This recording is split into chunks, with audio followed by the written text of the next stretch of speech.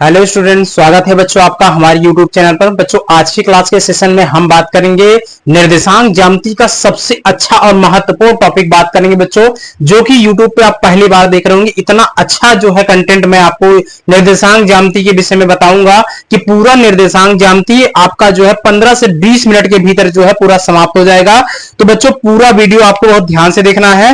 निर्देशांक ज्यामिति एक ऐसा महत्वपूर्ण टॉपिक होता है जो पूरे मैथमेटिक्स में और कॉम्पिटिटिव एग्जाम्स में बच्चों सभी जगह जो है काम आता है। तो चलिए बच्चों वीडियो को शुरुआत करते हैं और निर्देशांक ज्यामिति से संबंधित जितने भी महत्वपूर्ण पॉइंट्स हैं सभी आज हम इस वीडियो में डिस्कशन करेंगे। तो चलिए बच्चों वीडियो को स्टार्ट करते हैं। सबसे पहले यहां पर हम बात कर लेते हैं कि चतुर्थांश क्या होता है। निर्देशांक ज्यामिति का जो टॉपिक है आज की क्लास में डिस्कशन किया जाएगा, उसमें हम देखेंगे सबसे पहले हमारा चतुर्थांश क्या होता है, माने क्वाड्रेंट्स क्या होता है। क्वाड्रेंट्स का मतलब यहाँ चतुर्थांश में सबसे पहले निर्देशांक ज्यामिति की अगर बच्चों डेफिनेशन की बात करेंगे तो जो डेफिनेशन होती है निर्देशांक ज्यामिति माने दो बिंदुओं का ऐसा समूह जो किसी ज्यामितीय तल पर निरूपित किया जाता है वो आपका निर्देशांक ज्यामिति कहलाता है। अब निर्देशांक ज्यामिति को हम क्वाड्रेंट्स के माध्यम से अलग अलग जो है चतुर्थांश में दर्शाते हैं जिनके चिन्ह अलग अलग होते हैं। अब यहां पर अगर हम बात करें तो देखें यहाँ चतुर्थांश में सबसे पहले यहां पर आपका ये पहला चतुर्थांश है और यहां पर ये आपका दूसरा चतुर्थांश है और यहां पर आपका ये तीसरा चतुर्थांश है और ये आपका चौथा चतुर्थांश है।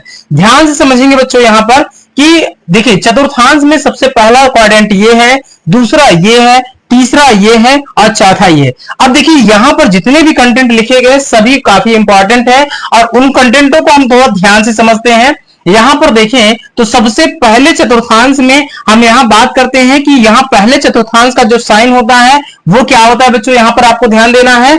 यहां पर जो पहले चतुर्थांश का जो साइन होता है वो आपका क्या होता है, प्लस प्लस होता है। माने किसी भी कोऑर्डिनेट की अगर वैल्यू आपको लिखनी है, जैसे मान लीजिए 2 का अगर आपने 3 लिखा है, इसका मतलब ये होगा बच्चों कि यहां पर ये पहले चतुर्थांश में स्थित है।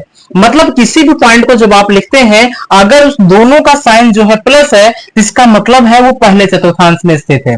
अब बात कर लेते हैं दूसरे चतुर्थांश की।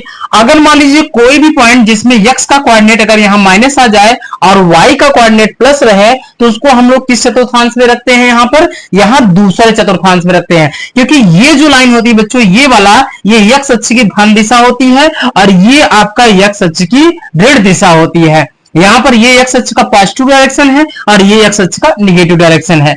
अब बात करें अगर तीसरे चतुर्थांश की तो तीसरे चतुर्थांश में आप यहां पर देख रहे हैं कि यहां पर जो है तीसरे चतुर्थांश का जो साइन होता है वो माइनस माइनस होता है। अगर किसी भी कोऑर्डिनेट को हम यहां पर दर्शाएं और ये दोनों ही कोऑर्डिनेट जो वैल्यू है अगर वो दोनों ही माइनस में हो तो उस कंडीशन में तीसरे चतुर्थांश में होता है।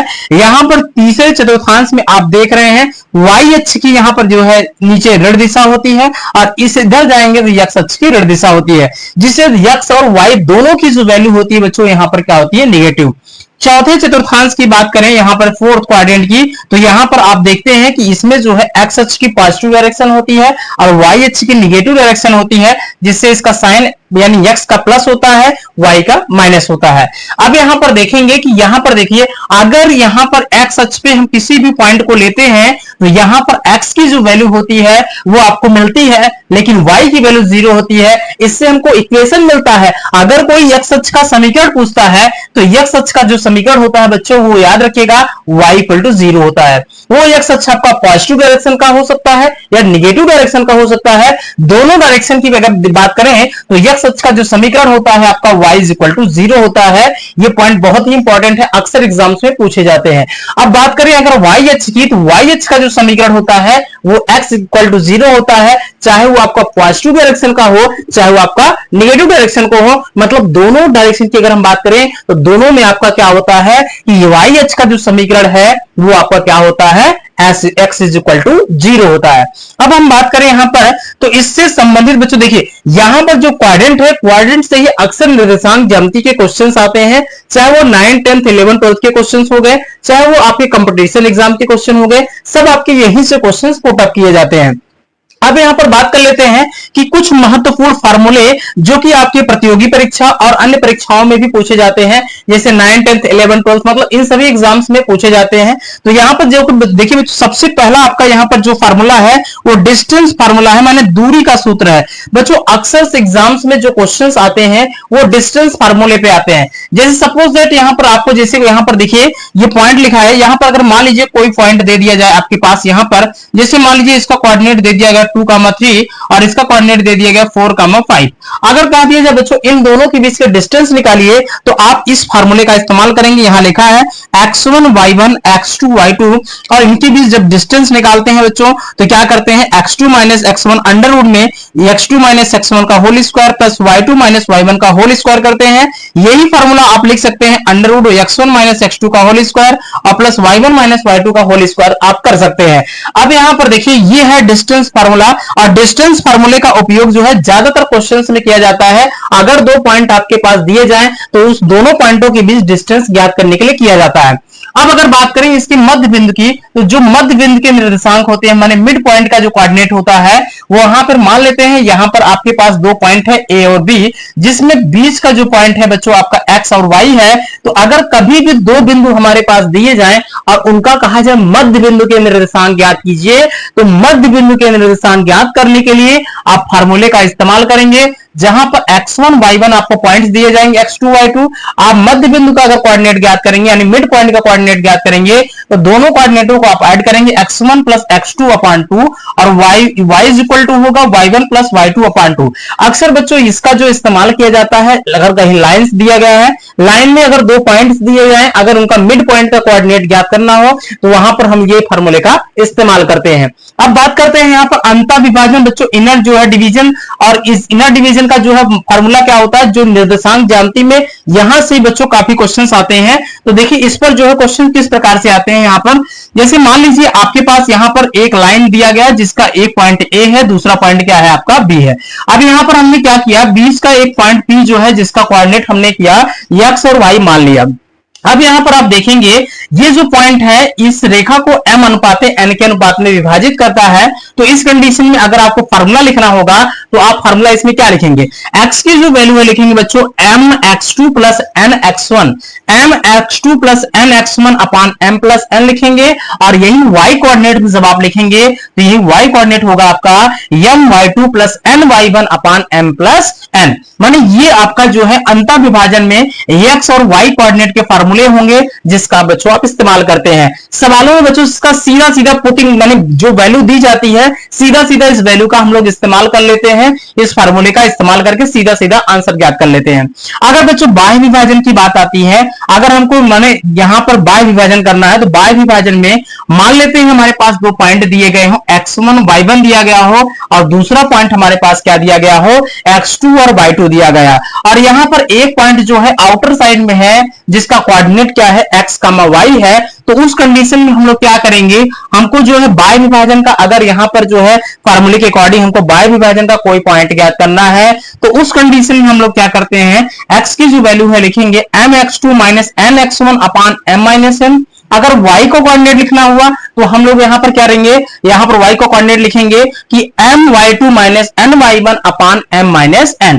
ये देखिए बच्चों आपको ध्यान रखना है कि ये फॉर्मूला हम लोग तब इस्तेमाल करते हैं जब हमको बाह्य विभाजन करना होता है। माने बाह्य विभाजन के फार्मूले में हम लोग इसका इस्तेमाल करेंगे और बाह्य विभाजन की कंडीशन में x का कोऑर्डिनेट ये होगा और y का कोऑर्डिनेट ये होगा, ये आपको ध्यान रखना है। यहां पर ध्यान देंगे बच्चों अंतर विभाजन और बाह्य विभाजन के सवाल भी निर्देशांक ज्यामिति में ज्यादा पूछे जाते हैं, तो इन फार्मूलों को भी आपको ध्यान में रखना है। अब बात कर लेते हैं अगर हमारे पास यहां पर कोई भी त्रिभुज का शीर्ष दिया गया हो, किसी भी त्रिभुज का बच्चों अगर शीर्ष दिया जाए और ये कहा जाए उस त्रिभुज का शीर्ष दिया गया है, आप उस त्रिभुज के क्षेत्रफल को ज्ञात कीजिए। तो त्रिभुज का क्षेत्रफल का बच्चों फार्मूला निकालने का जो सूत्र होता है, यदि हमारे पास एक त्रिभुज ABC हो जिसके कोऑर्डिनेट यहां पर बच्चों दिए गए हैं x1, y1 है और बी का कोऑर्डिनेट है x2, y2 है, और यहां पर सी का कोऑर्डिनेट है x3, y3 है। माने यहां पर इन तीनों पॉइंटों के अलग अलग कोऑर्डिनेट दी गए हैं। तो यहां पर क्या करेंगे कि जब बच्चों हम ए और बी और सी का जब हम क्षेत्रफल ज्ञात करते हैं, तो त्रिभुज ए बी सी का क्षेत्रफल ज्ञात करने के लिए हम लोग यहां लिखेंगे 1/2, यहां ब्रैकेट में लिखेंगे x1, ब्रैकेट में ध्यान देना बच्चों, यहां पर y2 माइनस y3 करेंगे, x1 यहां पर ब्रैकेट में क्या करेंगे y2 माइनस y3 करेंगे, प्लस यहां पर x2 ब्रैकेट में क्या लिखेंगे y3 माइनस y1 करेंगे, उसके बाद क्या लिखेंगे प्लस x3 ब्रैकेट में क्या करेंगे y1 माइनस y2 करेंगे। इस प्रकार से बच्चों किसी भी त्रिभुज का हम लोग क्षेत्रफल ज्ञात कर सकते हैं जब उसके त्रिभुजों के निर्देशांक दिए गए हों। त्रिभुजों का अगर बच्चों निर्देशांक दिया जाएगा तो हम लोग क्या करेंगे, उसका क्षेत्रफल ज्ञात कर सकते हैं यहां पर इस फार्मूले का उपयोग करके। अब यहां पर एक चीज आपको यह ध्यान देना है कि अगर हम त्रिभुजों का क्षेत्रफल ज्ञात कर रहे हैं, तो त्रिभुजों का क्षेत्रफल ज्ञात करते समय हमको यह ध्यान देना है कि 3 पॉइंट्स आपके दिए गए हों। अगर 3 पॉइंट्स आपके दिए गए होंगे तो उस कंडीशन में आप त्रिभुज का क्षेत्रफल ज्ञात कर सकते हैं। अब बात कर लेते हैं यहां पर कि संरेख की स्थिति में क्या होता है। माने अगर कोलिनियर की पॉइंट की स्थिति आ जाए, कोलिनियर की कंडीशन में हम लोग क्या करेंगे, कोलिनियर की कंडीशन में हम लोग यहां पर ध्यान देना है कि कोलिनियर जब भी होगा तो कोलिनियर की कंडीशन में हमको यह ध्यान देना है यहां पर एरिया ऑफ द ट्रायंगल 0 होगा। अगर एरिया ऑफ द ट्रायंगल बच्चों 0 है तो उस कंडीशन में हम लोग यहां ध्यान देना है कि यहां पर जब वैल्यू आप इसको 0 के बराबर दिखाते हैं तो यहां पर आपको ये कंडीशन फॉलो होता है, माने ये कंडीशन आपको ध्यान देनी है। तो इस प्रकार से आप जो है इस फार्मूले का इस्तेमाल करेंगे। तो बच्चों यहां पर जितने फार्मूले आपको बताए गए हैं वो सभी काफी इंपॉर्टेंट हैं, जिनका भी आपका मतलब जितने भी कंपटीशन एग्जाम्स होते हैं और आपके 9th 10th 11th 12th के एग्जाम्स होते हैं सभी में ये निर्देशांक ज्यामिति का जो है ये फार्मूला इस्तेमाल किया जाता है। इन फार्मूलों का इस्तेमाल करके आप जो है जितने भी क्वेश्चंस होते हैं सभी क्वेश्चनों को अच्छे ढंग से सॉल्व कर सकते हैं। तो बच्चों आज का ये वीडियो आपको कैसा लगा, वीडियो अच्छा लगा है तो वीडियो को लाइक करें, अपने मित्रों के साथ शेयर करें, चैनल पे नए हैं तो बच्चों चैनल को सब्सक्राइब जरूर कर लें, क्योंकि मैं अपने चैनल पे साइंस और मैथ के ऐसे ही कंटेंट आपको आपके लिए लाता रहूंगा ताकि आपकी कॉन्सेप्ट क्लियर हो जाएंगे। साथ ही साथ 11th 12th 9th 10th जो भी मैथ और साइंस के कंटेंट है मैं स्टेप बाय स्टेप सभी कंटेंट को आपको अपने चैनल पे पढ़ाऊंगा। बच्चों मिलते हैं आपसे अगली वीडियो में। Thanks for watching.